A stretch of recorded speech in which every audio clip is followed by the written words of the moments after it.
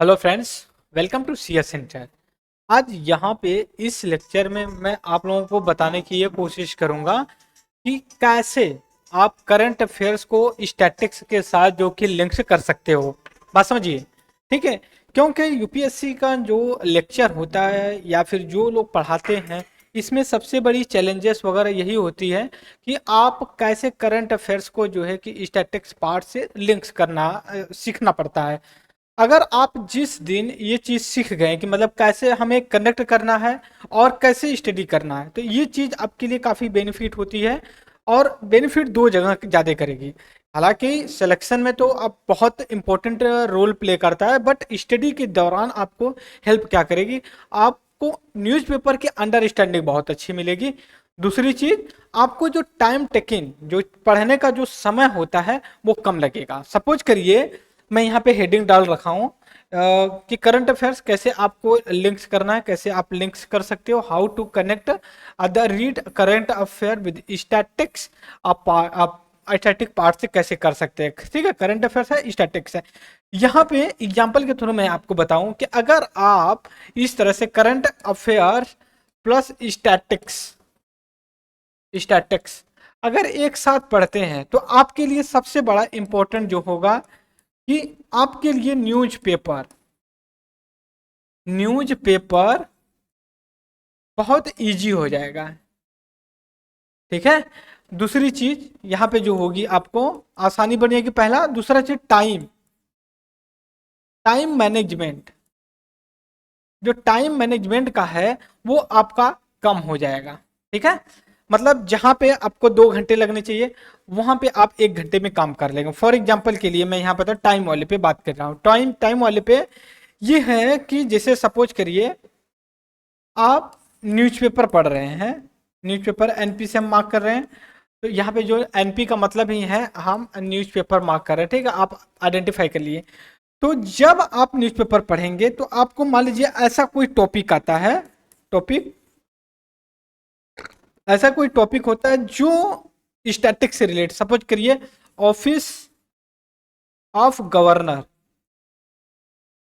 Governor, अगर office of governor आया है तो आपके लिए क्या इंपॉर्टेंट है यहाँ पे, ऑफिस ऑफ गवर्नर। तो ये नहीं जरूरी है कि आप ये देखिए कि कौन से स्टेट में कौन गवर्नर क्या कमेंट किया है, आपके दिमाग में क्या आना चाहिए। अच्छा, गवर्नर गवर्नर की बात की जाता है। अच्छा, ये पहली बात है पॉलिटी का है, पॉलिटी सब्जेक्ट से आता है। और इसका हम गवर्नेंस में देखेंगे प्लस कॉन्स्टिट्यूशनल जो बॉडी होती हैं या फिर इंस्टीट्यूशन जो होते हैं, इसके बारे में हम डिस्कस करेंगे कि कैसे काम करते हैं। दूसरी चीज, इसके अपॉइंटमेंट क्या है, फिर इसका बाद टेन्योर कितना है, फिर इसके बाद आगे देखेंगे कि इनका वर्क क्या है, फिर इसके बाद हम देखेंगे इनकी पावर क्या है, ठीक है, पावर क्या है। फिर इसके बाद जो कमेटी बनाई गई है, जो कमेटी कितनी बनाई गई है इसके रिकमेंडेशन पे, जैसे सरकारिया कमीशन है, इसके बारे में क्या सजेशन दिया है, इसका जो अपॉइंटमेंट होता है कॉन्स्टिट्यूशन में क्या बात की गई है, फिर उसके बाद अंडर लॉ के अंदर क्या बात की गई है, जो कमेटी है वो क्या रिकमेंडेड कर रखी है इनके चक्कर, जो कि ऑफिस ऑफ गवर्नर के बारे में। फिर उसके बाद आप ऑफिस ऑफ, ठीक है, office of the president, president से जो कि कनेक्ट करें आपके दिमाग में, जो कि सर्कुलेशन होना चाहिए फटाफट कि मैंने कैसे पढ़ा था, इसको क्या किया। तो आपको टाइम बहुत कम लगेगा। दूसरी चीज, अब यहाँ पे आएंगे हम कि जो हम बताते हैं कि भाई आप ये पढ़िए। अब इसका पॉलिटी के लिए मैंने कहा, ये पॉलिटी का है, पॉलिटी के लिए मैंने ले रखा है। अभी हम न्यूज़पेपर पे चलेंगे, उसको लिंक्स करेंगे, कैसे आपको लिंक करना है। जैसे ऑफिस ऑफ गवर्नर, प्रेसिडेंट, इनके पावर फंक्शन पे कईयों बार जो है कि यूपीएससी या कोई भी एग्जामिनेशन में जो क्वेश्चन पूछे गए, इसी के इर्द गिर्द या इसी के टू दी पॉइंट में पूछे गए। अपॉइंटमेंट कौन करता है, इनका जो कि टेन्योर कितने दिन होता है, ये सारी चीज़ों की ये बात करते हैं। बात समझ रहे हो आप। इसी के साथ ही साथ ये भी हम डिस्कस करते हैं कि जो जुडिशरी की होती है, जुडिशरी एक काफ़ी फेवरेट टॉपिक है यूपीएससी का। इसमें हमेशा ट्रांसफर, अपॉइंटमेंट या फिर जो कि अदर कोई चीज़ों को लेकर के प्रेसिडेंट और गवर्नर और जो है कि क्या बोलते हैं जुडिशरी गवर्नमेंट के बीच में टसल चलते रहती है। जुडिशरी करती है हमने भेजा इन्होंने जो कि कोई काम नहीं किया और जो कि सजेशन नहीं दिया, ये सारी चीज़ों को लेकर के, ठीक है, ये सारी चीज़ों को लेकर के ये बात करते हैं। इसी के साथ ये भी बात करते हैं, जैसे मान लिया एग्जाम्पल के लिए एनजेएसी को लेकर के, इसका एनजेएसी के बारे में सवाल पूछा हुआ था, कौन से कॉन्स्टिट्यूशनल अमेंडमेंट एक्ट के थ्रू लाया गया था, ठीक है, इसका ऑब्जेक्टिव क्या था, ठीक है। तो इसमें जैसे कि मान लीजिए अगर करंट अफेयर्स में आप जुड़े हुए हैं तो आपके हमेशा न्यूज में आता है एनजेएसी, तो आपके दिमाग में अच्छा एनजेएसी 99 कॉन्स्टिट्यूशनल अमेंडमेंट के थ्रू जो कि लाया गया था, उसमें जुडिशरी की अपॉइंटमेंट को लेकर के था। 6 मेंबर थे, 6 में 3 गवर्नमेंट के थे, कुछ जो मेंबर थे उसमें कुछ गवर्नमेंट के लोग आ रहे थे। फिर जो कोलेजियम सिस्टम थी उसको रिप्लेस करने की बात कर रही थी। तो आपके दिमाग में आएगा कोलेजियम सिस्टम क्या है, तो कोलेजियम में होता है भाई कि 4-5 जो सीनियर जजेस होते हैं ये अपॉइंटमेंट करते हैं किसकी, हाई कोर्ट के, सुप्रीम कोर्ट की जजों की ट्रांसफर करते हैं, रिकमेंडेशन गवर्नमेंट को देते हैं। क्या इशू है कोलेजियम को लेकर के कि गवर्नमेंट कहती है कि नहीं आप जो है कि इनको इस हिसाब से काम करिए। ये सारी जो सिनेरियो है आपके दिमाग में आनी चाहिए। जैसे मान लीजिए कोई वो ये है क्या बोलते हैं जज है, ये कहता भाई जो एनजेएसी आई थी, एनजेएसी आई थी वो सही नहीं थी, कोलेजियम सिस्टम सही है। तो आपके दिमाग में आएगा था क्या ग्राउंड था इसका, ये ग्राउंड क्या था कि जो कि सुप्रीम कोर्ट ने इसको स्ट्रक डाउन कर दिया।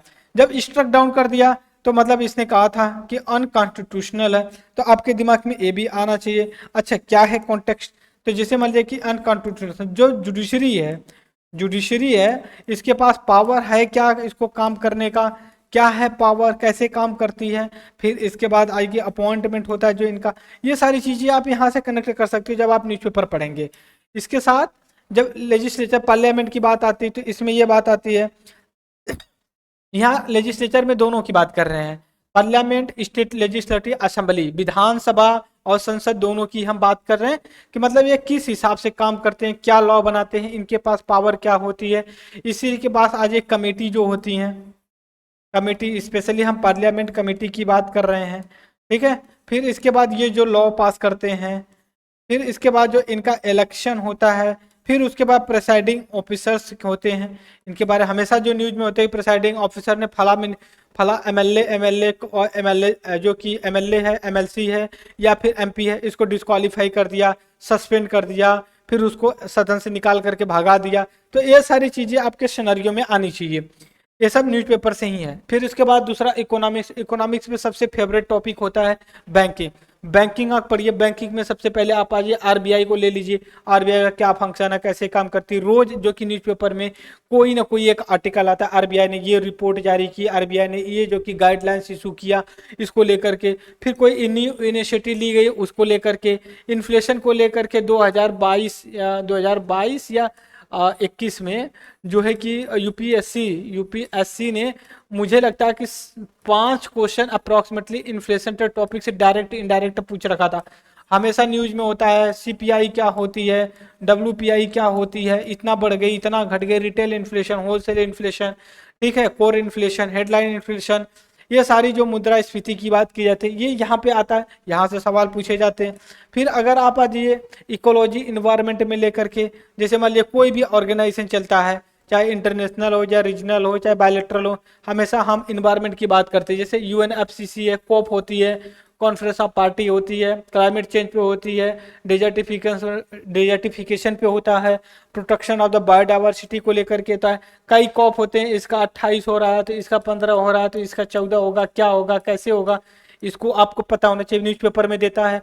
फिर उसके बाद यूसीएन होती है, फिर ये जो कि रेड बुक जो कि इशू करती है, तो आपके दिमाग में ये भी आना चाहिए ये रेड बुक क्या होता है, ये रेड बुक कैसे काम करती है, इसमें क्या क्या दिया जाता है। तो आपके दिमाग में आएगा इन डेंजर होता है, क्या होता है, लिस्टेड होता है, नियर कंसर्न्स होता है, ये सारी चीज़ें आपको यहाँ से हो जानी चाहिए।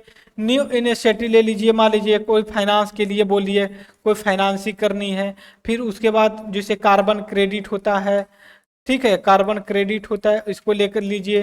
फिर उसके बाद नेट जीरो इमिशन होता है, गवर्नमेंट ऑफ इंडिया का क्या टारगेट है, अदर गवर्नमेंट का क्या टारगेट है, आप इकोलॉजी इन्वायरमेंट से सब कवर कर सकते हैं। फिर इंटरनेशनल ऑर्गेनाइजेशन में आ जाइए, आईआर जिसको कहते हैं, आईआर में आ जाएंगे आप, जो मल्टीलेटरल ऑर्गेनाइजेशन है, जैसे WTO है, IMF है, वर्ल्ड बैंक है, ये हमेशा न्यूज में होते हैं, इनको आप आइडेंटिफाई करिए। बायलेटरल है, बायलेटरल ऑर्गेनाइजेशन जैसे दो कंट्री के बीच में क्या किस तरह के जो कि अग्रीमेंट हो रहे, जैसे अभी प्राइम मिनिस्टर ऑफ इंडिया और प्रेसिडेंट ऑफ द ग्रीस के जो थे मिले थे, उन्होंने डिफरेंट डिफरेंट सेक्टर में स्पेशली मेडिटेरियन और इंडो पैसिफिक रीजन के लिए इन्होंने बात किया था। इस चीज़ को लेकर के आप ये बोल सकते हैं। फिर उसके बाद रीजनल ऑर्गेनाइजेशन के बारे में बात कर लीजिए, या और भी ऑर्गेनाइजेशन के बारे में बात कर लीजिए। जैसे आसियान के बारे में अगर आपको बात करना है तो इसमें पता होना चाहिए कितने मेंबर है, 10। जब आसियान के बारे में आ जाए कि आसियान ग्रुप के कंट्री ने ये फला स्टेप लिया, तो आपके दिमाग में अच्छा साउथ ईस्ट एशिया मैपिंग में कहाँ है, उसको मार्क कर लिया। अच्छा, दिमाग में आ गया कितने मेंबर है, 10 मेंबर है। क्या इंडिया उसका मेंबर है या नहीं है? नहीं है। ठीक है, कोई क्यों नहीं हुआ है? क्योंकि ये जो रीजनल ऑर्गेनाइजेशन है, रीजनल ऑर्गेनाइजेशन का मतलब साउथ ईस्ट एशिया से है, लेकिन इंडिया किस तरह का पार्ट पड़ता है? साउथ एशिया का पार्ट पड़ता है, तो कैसे हो सकता है? फिर RCEP पे आती है, तो RCEP पे आती है कि जो कि ये 10+6 है, अब जो कि 5 हो गए हैं। तो अब 5 कैसे हो गए? इंडिया जो कि अपने आप को यहाँ से निकाल लिया, कहा कि नहीं हम इसका पार्टनर बनेंगे। तो आपके दिमाग में आएगा क्या इंडिया ने जो कि आर्गुमेंट दिया था 2018-19 में। फिर आपके दिमाग में ये आना चाहिए, अच्छा इंडिया अगर हो गया होता तो किस तरह से बेनिफिट या नुकसान होता। ठीक है, ग्राउंड पता होना चाहिए, किस ग्राउंड पे हम एंटर करना चाहते हैं किसी ऑर्गेनाइजेशन में, या किस ग्राउंड पे हम निकलना चाहते हैं, एग्जिट होना चाहते हैं किसी ऑर्गेनाइजेशन को लेकर के। फिर उसके बाद जियोग्राफी का लीजिए। देखिए, जियोग्राफी में पिछले 4-5 साल से स्टैटिक्स पार्ट जो कि नहीं पूछ रहा है, हालांकि एक का क्वेश्चन पूछता है, लेकिन अब ज्यादा से क्वेश्चन उसके मैपिंग से और इन्वायरमेंट या करंट अफेयर से रिलेटेड होते हैं। अगर स्टैटिक्स की बात करें, स्टैटिक्स में जैसे मान लीजिए क्लाइमेटोलॉजी बहुत न्यूज में भी होती है और स्टैटिक्स पार्ट है, इसके टेम्परेचर दिन रात को लेकर के पूछ लेता है। फिर करंट अफेयर्स में मैपिंग को ज़्यादा फोकस करता है कि कौन सा न्यूज इस समय जो कि इस कंट्री में थी, ये वाला प्लेस न्यूज में था, कहाँ पे था। ठीक है, फिर उसके बाद कोई कंट्री जैसे मान लीजिए कि यूक्रेन लेकर के बहुत डिस्प्यूट में था, तो यूक्रेन को लेकर के आप बात कर सकते हैं। तो ये सारी चीज़ें आप इस हिसाब से बात कर सकते हैं। फिर करंट अफेयर विद स्टैटिक्स के साथ आपके दिमाग में होना चाहिए। अच्छा, अर्थक्वेक कहीं ना कहीं आते रहता है, साइक्लोन हर सीजन में आता है। ठीक है, तो ये हमारे दिमाग में कैसे इसको कनेक्ट करना है। अब इसके बाद हम चलेंगे जैसे न्यूज़पेपर पे जो हम बात करने जा रहे हैं, कैसे आप आइडेंटिफाई करेंगे इसको लेकर के कि नहीं हमारे एग्जाम्स के लिए क्या क्या पॉइंट इंपॉर्टेंट है। यहाँ पर देखिए इकोनॉमिक्स का पहले ही दिया गया है, हालांकि इस पे दिया ये भी इंपॉर्टेंट है, हम पढ़ेंगे अभी बाद में जब डिस्कस करेंगे करते हैं। इसमें जैसे इकोनॉमिक्स का इस पे कह रहा है economic growth 7.8% faster in 4 quarter. तो आपके दिमाग में आना चाहिए अच्छा इकोनॉमिक ग्रोथ है। ठीक है, इकोनॉमिक ग्रोथ हो गई। फिर आपके दिमाग में आना चाहिए अच्छा इकोनॉमिक डेवलपमेंट क्या होता है, इकोनॉमिक डेवलपमेंट क्या होता है भैया, इसको ले लीजिए, इसको लेकर के बात करिए। फिर उसके बाद आता अंदर आइए जीडीपी क्या होती है, इसमें कह रहा है growth in India domestic GDP GBA economic speed 7.8% के हिसाब से बढ़ रही है। तो हमें दिमाग में आना चाहिए जीडीपी क्या है। ठीक है, जीडीपी क्या है पहले आएगा, तभी आप आगे समझ पाएंगे। फिर प्लस जीबीए क्या है, फिर इनके बीच में जो डिफरेंसेस है, ठीक है, डिफरेंसेस क्या क्या हैं इसको लेकर के बात कर लीजिए। अच्छा, ये डाटा आता है, इसको पब्लिश कौन करता है? चलिए मान लेते हैं एनएसओ पब्लिश करता है, हमें पता है। तो हमें नेशनल स्टैटिस्टिक्स ऑर्गेनाइजेशन है, इसके बारे में पता होना चाहिए कि इसका इस्टेब्लिशमेंट कब हुआ, एक कौन सी ऑर्गेनाइजेशन और मिनिस्ट्री के अंतर्गत आता है, ये हमें पता हो, क्योंकि इसमें तो दिया नहीं होता है ना, तो हमें पता नहीं चलता है। फिर इसके बाद अगर नेक्स्ट पे चलें, जो नेक्स्ट टॉपिक पे अगर हमें कलेक्ट करना है, अगर कोई सैंपल या फिर एग्जाम्पल के थ्रू लेना है तो मुझको देख लेते हैं। यहाँ पे देखिए पॉलिटी को लेकर के सवाल आए हुए हैं, पॉलिटी है, जियोग्राफी को लेकर के, इसमें यूनिफॉर्म सिविल कोड को लेकर के, ये देखिए फैजन मुस्तफ़ा है करके, एक कॉन्स्टिट्यूशनल लॉ एक्सपर्ट हैं, ये vice chancellor of the Chanakya national law university Patna Bihar से हैं, बिहार में जो कि हैं। तो इनका एक आर्टिकल आया हुआ, तो यूनिफॉर्म सिविल कोड लेकर के आया है। तो ये जो कह रहे हैं वो तो बात सही है, हमें पता होना चाहिए, रीड कर लेंगे, लेकिन हमें ये भी पता होना चाहिए ना uniform civil code constitution of India में कहाँ मेंशन करा गया है। कोई कह देता है या फिर इसी आर्टिकल में बोल दिया जाएगा यूनिफॉर्म सिविल कोड। ठीक है, यूनिफॉर्म सिविल कोड जो कि आर्टिकल 44 में बोला गया है, या फिर बोल दिया जाएगा कि पार्ट 4 में बोला गया है। ठीक है, या फिर बोल दिया जाएगा डीपीएसपी में बोला गया है। ठीक है, तीनों एक ही बात है, बट सेक्शन या फिर जो कि इनका रेंज अलग अलग है। कितने टू दी पॉइंट बात करें, अगर कहा जाए कि uniform civil code uniform civil code जो कि कॉन्स्टिट्यूशन ऑफ इंडिया के पार्ट पार्ट पार्ट 4, ठीक है, पार्ट 4 अंडर आर्टिकल जो है कि part 4 under article 44 DPSP TP DPSP के अंतर्गत की गई है बातें। तो आपके दिमाग में फटाफट आना चाहिए, नहीं अच्छा यूनिफॉर्म सिविल कोड की बात करें 44 आर्टिकल डीपीएसपी में आता है, तो डीपीएसपी में आ गया, तो डीपीएसपी क्या है पूरा डीपीएसपी पता होना चाहिए। आर्टिकल 36 से लेके 51 तक है, हमें ये पता होना चाहिए क्या क्या इसमें ऑब्जेक्टिव है, डीपीएसपी कितने तरह के हैं और कॉन्स्टिट्यूशन में इसमें क्या वैलिडिटी है। फिर डीपीएसपी को कंपैरिजन करिए किससे, फंडामेंटल राइट से, फिर फंडामेंटल ड्यूटी से करिए। ड्यूटी अब सिटीजन हो गई, राइट की भी सिटीजन है, फिर स्टेट पॉलिसी जो है ये क्या करे इसके बारे में पता होने, तो ये आप इस तरह से जोड़ने की कोशिश करिए। अब ज्योग्राफी को लेकर के है, अभी चाइना देखिए जो कि काफ़ी सेंसिटिव मतलब एक मैप इशू किया था, तो उस पर लेकर के बवाल हुआ है, तो ये ज्योग्राफी का क्वेश्चन है, ज्योग्राफी में मैपिंग में आना चाहिए कहाँ पे किस एरिया पे ये जो कि बात कर रहा है। फिर इसके बाद हम चलेंगे नेक्स्ट पे, यहाँ पे देखते हैं जो बोली जा रही है, ठीक है, यहाँ पे देखिए मैपिंग से भी रिलेटेड है, ठीक है, तो ये आपका पता ये भी होना चाहिए। अच्छा डिजास्टर की बात कर रहे हैं, हमारे मेंस में कौन से आर्टिकल में बोला गया है, मेंस के कौन से पेपर में बोला गया है, हमारा जो कि ज्योग्राफी ऑप्शनल है तो और बेटर है, नहीं है तब भी हमें जो कि पेपर जीएस थर्ड, जो जीएस पेपर थर्ड है उसमें डिजास्टर मैनेजमेंट के बारे में पूछा जाता है, तो उसमें हमें पता होना चाहिए नेशनल डिजास्टर मैनेजमेंट में क्या क्या आता है, लैंडस्लाइड, अर्थक्वेक, सुनामी वगैरह, फ्लड वगैरह सारी चीज़ें आ रही, तो हमारे दिमाग में ये आना चाहिए हमारा सिलेबस क्या है, हमारा जो है कि प्रीवियस ईयर में क्वेश्चन में क्या पूछा गया है और हमारे जो क्वेश्चन है उसका रेंज क्या है। फिर उसके बाद ये जो नेचुरल कलामिटी या फिर मैन मेड जो हो रही है डिजास्टर में डिफरेंसेस क्या क्या है, अगर उत्तराखंड हिमालय में हो रहा है लैंडस्लाइड उसके पीछे क्या क्या रीजन है, वहाँ डेवलपमेंट प्रोग्राम है या फिर अनसस्टेनेबल जो है कि एग्रीकल्चर है या फिर क्लाइमेट चेंज का इम्पैक्ट है, ये सारी चीज़ें हमारे बैकग्राउंड में चलना चाहिए, ये सारी चीज़ों को लेकर के। फिर इसके बाद इसमें मैपिंग में भी इसको जोड़ सकते हो आप कि उत्तराखंड का लोकेशन कहाँ पे है, हिमाचल प्रदेश का लोकेशन कहाँ पे है, ये पता जैसे चेन्नई से लगता है, उत्तराखंड का जो कि इंटरनेशनल बॉर्डर जो कि आपका नेपाल से भी लगता है, चाइना तिब्बत बेल्ट से भी लगता है। फिर इसके बाद ये भी पता होना चाहिए कौन कौन से स्टेट से लगता है और कब इसका फॉर्मेशन हुआ उत्तराखंड का, ये भी हमें पता होना चाहिए। तब जाकर के हम कहते हैं ना करंट अफेयर विद स्टैटिक्स के साथ जो कि हम कनेक्ट कर पाते हैं अपनी सारी चीज़ों को, तो हमें जो कि और स्टडी अच्छी से होती है।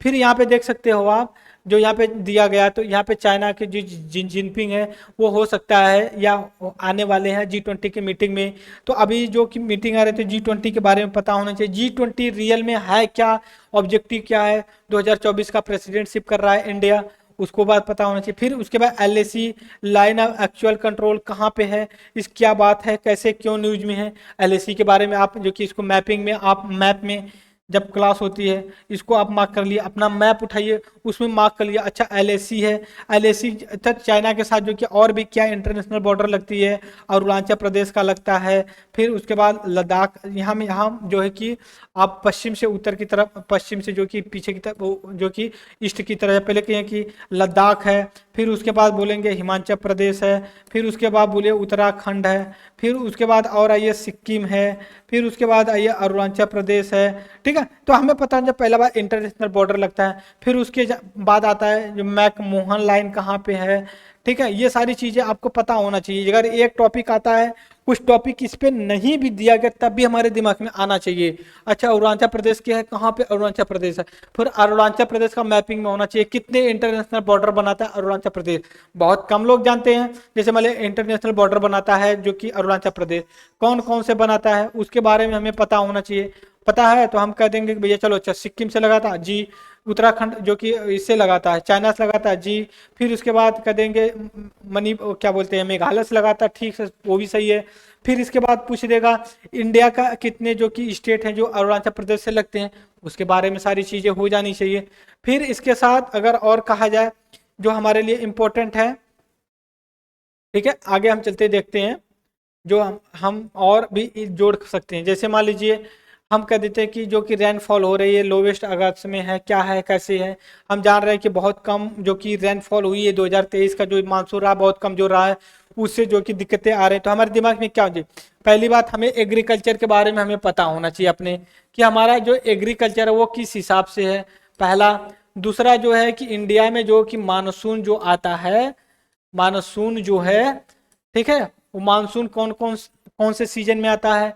और तीसरा, फिर उसके बाद रेनफॉल जो होती है वो कौन कौन से टाइम होती है, हमने पहले भी डिस्कस किया था, साउथ वेस्ट मानसून से, ठीक है। फिर उसके बाद नॉर्थ वेस्ट डिस्टरबेंस या वेस्टर्न डिस्टरबेंस से, या फिर नॉर्थ ईस्टर्न जो है कि डायरेक्शन से आती है। फिर इसके बाद पता होना चाहिए कौन कौन से मंथ में कितना होना चाहिए। और एग्रीकल्चर के बारे में अगर बात हो तो इसमें पता चाहिए इसका इम्पोर्टेंस क्या है, एम्प्लॉयमेंट में है, जीडीपी में इसका कंट्रीब्यूशन क्या है, ठीक है, जीडीपी में क्या कंट्रीब्यूशन है, और ये किस तरह से रोल प्ले करती है। इसी के साथ ये भी पता होना चाहिए आपको कि जो रेनफॉल होती है, जो वाटर क्राइसिस वगैरह है वो कितना है इंडिया में, water availability on the earth पे 75% से ज़्यादा है, लेकिन हम यूज कितना कर सकते हैं अपने यूज के लिए, लेस देन 3% जो है कि वाटर अवेलेबल है जो कि हम यूज कर सकते हैं। उसमें से 3% जो बचा है, 3% जो है उसका कुछ ही परसेंट जो कि हम अपने डायरेक्ट यूज कर सकते हैं पीने के लिए, नहीं तो अदर फॉर्म में जो है कि वहाँ बचा हुआ है उस पर जो कि रहती चीज़ें।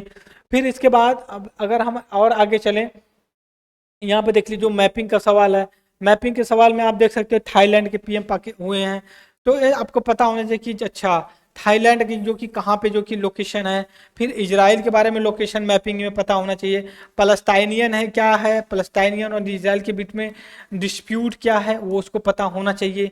ये सारी चीज़ें पता होना चाहिए। इसी के साथ ये भी पता होना चाहिए हमें, एक सेकेंड, ये भी पता होना चाहिए, जैसे यहाँ पे देख सकते हो आप फिलीपींस, मलेशिया, इंडोनेशिया ने जो कि चाइना की जो मैप अभी इशू किया गया है उसको लेकर के विवाद जो कि खड़ा हो गया, ये भी प्रोटेस्ट कर रहे हैं। तो हमारे दिमाग में आएगा कि इंडिया का क्या इश्यू है चाइना के साथ।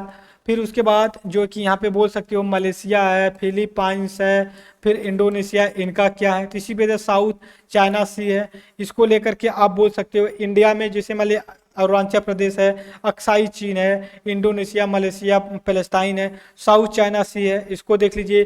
फिर क्या कोई इंटरनेशनल ऑर्गेनाइजेशन है जो इस तरह से काम करते हैं, इनमें मिला करके, ठीक है, इसमें ले करके करते हैं। फिर इसके बाद अगर और आप आगे आओ तो ठीक है, फिर देखते हैं कि क्या हमारे एग्जाम्स के पॉइंट ऑफ व्यू से। हाँ देखिए, अब इकोनॉमिक्स का अगर हमें डाटा लेकर के बात करनी हो तो इकोनॉमिक्स के बारे में हम कैसे बात करेंगे। हमने कहा ना इकोनॉमिक्स को भी जो कि बहुत से न्यूज में होता है, यूपीएससी ने सवाल भी पूछा था कौन कौन सी जो कि इंडस्ट्री 8 कोर इंडस्ट्री सेक्टर में आती हैं। फिर इसके बाद ये भी होता था, नेम पूछा था, ठीक है, एक साल। और दूसरे साल जो कि क्या किया था, दूसरे साल ये पूछा था वेटेज क्या है इनका, लोगों का कितने कितने उनको सेंडिंग ऑर्डर में लगाइए। तो आपके यहाँ आता है तो आपको दिमाग में आ जाएगा जो इंडस्ट्रियल मैन्युफैक्चरिंग होती हैं उनको कैलकुलेट करने के लिए हम क्या पैरामीटर अपनाते हैं। फिर आईआईपी होता है, फिर उसका 8 कोर इंडस्ट्री होती है, इसके बारे में हमें पता होना चाहिए। फिर उसके बाद बताना चाहिए सेक्टर कितने होते हैं हमारे, मैन्युफैक्चरिंग सेक्टर होता है, माइनिंग सेक्टर होता है, या फिर सेक्टर के हिसाब से एज के हिसाब से सर्विस सेक्टर होता है, मैन्युफैक्चरिंग सेक्टर होता है, एग्रीकल्चर, रॉ मटेरियल होता है, प्राइमरी सेकेंडरी टर्शियरी होती है। ये सारी चीज़ें आपको दिमाग में आनी चाहिए, हालांकि यहाँ पे थोड़ा सा ही दिया है। फिर इसके बाद अगर आप आए इकोनॉमिक्स में और देखने की कोशिश करें फिजिकल डेफिसिट को लेकर के, तो अगर आप स्टडी कर रहे हैं तो आपके दिमाग में तुरंत क्लिक करना चाहिए क्या, फिजिकल डेफिसिट क्या है। पहली बात फिजिकल डेफिसिट क्या है हमें ये पता होना चाहिए। दूसरी बात कितनी तरह के डेफिसिट होती है, इसके बारे में भी पता होना चाहिए। इसके बाद ये भी पता होना चाहिए जो कि कितनी FRBM एक्ट है 2003 में जो कि पब्लिश किया गया था, 2003 में इशू किया गया था, इसका क्या है। NK सिंह, ठीक है, जो कमेटी बनी हुई थी उसके बारे में क्या इसका कहना है, क्या टारगेट है। फिर उसके बाद स्टेट गवर्नमेंट का भी है या फिर जो है कि केवल गवर्नमेंट ऑफ इंडिया का है, ये भी सारी चीज़ें पता होनी चाहिए। फिर यहाँ पे देखिए और दिया गया है करे central physical deficit in the first 4 month of the 2023 touch 33.9% पे जो कि टच कर गया है। फिर उसके बाद ये कह रहा है in the absolute physical deficit gap between expenditure and the revenue के बारे में बात कर रहा है। कहता है कि फिजिकल डेफिसिट क्या होता है, रेवेन्यू फिजिकल डेफिसिट होता है क्या, एक्सपेंडिचर प्लस रिसिप्ट जो होता है उनके बीच का डिफरेंसेस होता है। फिर उसके बाद यहाँ पे देखिए कंट्रोलर जनरल ऑफ अकाउंट, इसके बारे में पता होना चाहिए कि भाई कौन सा ऑर्गेनाइजेशन, इसके बारे में क्या क्या चीज़ें हैं, क्या बात करती हैं। तो कहने का मतलब मेरा ये है कि अगर आप करंट अफेयर्स न्यूज़पेपर पढ़ रहे हैं तो आपके दिमाग में क्लियर पिक्चर होना चाहिए कि जब हम पढ़ते हैं तो हमारे दिमाग में सारा जो कि पिक्चर चलना चाहिए जो स्टैटिक्स का है। ये नहीं कि हम इन्फ्लेशन पढ़ रहे हैं, इन्फ्लेशन का बेसिक ही नहीं पता है, वो कह रहा है कोर इन्फ्लेशन, वो कंज्यूमर प्राइस इंडेक्स या फिर WPI होलसेल प्राइस इंडेक्स, हमें बस पढ़ते जा रहे हैं, उड़ते जा रहा है। जब तक आप एकदम स्ट्रॉन्ग बेस नहीं बना लेंगे आप स्टैटिक्स का, तब तक आप न्यूज़पेपर नहीं समझ पाएंगे। जब न्यूज़पेपर नहीं समझ पाएंगे तो आप स्टैटिक्स पार्ट को अपडेट नहीं कर पाएंगे। जब अपडेट नहीं कर पाएंगे तो आपको न्यूज़पेपर पढ़ने में मज़ा नहीं आएगा। ज़बरदस्ती अगर पढ़ भी ले रहे हैं तो आपका न्यूज़पेपर का पढ़ा हुआ रखा एक साइड होगा और स्टैटिक्स का पार्ट एक साइड होगा, और इसके बीच का जो गैप है इसी को भरने के लिए पूरा जीवन बीत जाता है कि पूरे कंपटीटर लाइफ में भरा नहीं जाता है। जो किसी के भी माध्यम से, खुद या किसी के सहयोग से जो ये गैप है स्टैटिक्स और करंट अफेयर्स में, अगर इसको लिंक्स कर लिए गुरु, तो समझिए कि वही जो है कि सक्सेस होने की पॉसिबिलिटी ज़्यादा है और वही सेलेक्ट भी होते हैं। हम हमेशा कहते हैं कि टॉप के जो होते हैं कहीं ना कहीं ब्यूरोक्रेटिक फैमिली से जो कि बिलोंग करते हैं, तो ये समझिए ब्यूरोक्रेट्स, उनको बचपन से ही सारी चीज़ें पता है कि चीज़ें कैसे फंक्शन कर रही हैं। जैसे एग्जाम में कंपटीशन में कूदे, एक दो अटेम्प्ट में निकाल करके चल दिए, लेकिन बहुत से हम लोग होते हैं कि जब एंटर कर लेते हैं सिलेबस ही नहीं पता होता है कि सिलेबस क्या है। चलो सिलेबस पता हो गया तो हमें बुक्स के रेफरेंस ही नहीं पते हैं कि कौन सी बुक्स पढ़नी चाहिए। हम कोई भी NCERT बेसिक कंप्लीट किए हैं, हम बिपिन चंद्रा, RC गुहा, फिर उसके दत्त सुंदरम, फिर सविंदर सिंह, फला फला फला रेफरेंस बुक ला करके अपना बंडल रख लेते हैं।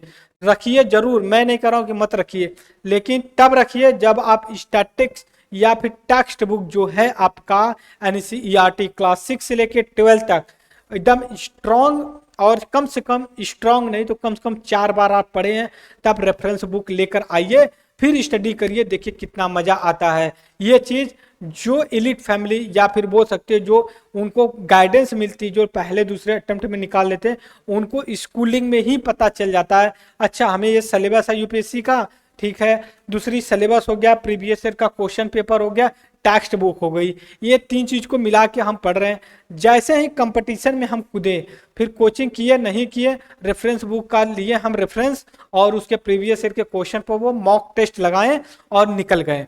ठीक है, इसको समझने की एक नॉर्मल आदमी को सालों लग जाता है, समझ नहीं पाता है। और आज इस डिजिटल दुनिया में अगर आपको ये आसानी से मिल जाए तो उसका यूटिलाइज करिए।